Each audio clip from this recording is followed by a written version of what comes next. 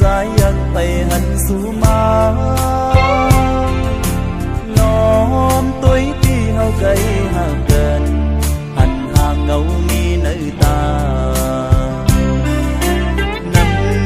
chấm nhoi ti người ta trái khó cùng giờ lên na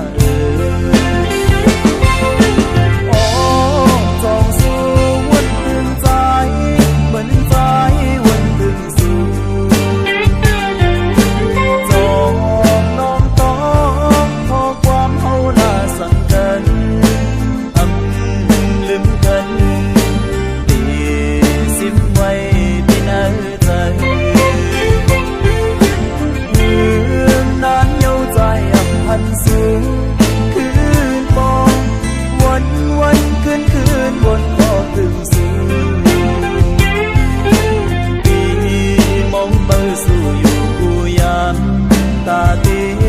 cố gắng sang quấn nâng nông ngoài phòng má đi đi lạc quang đi nơi trời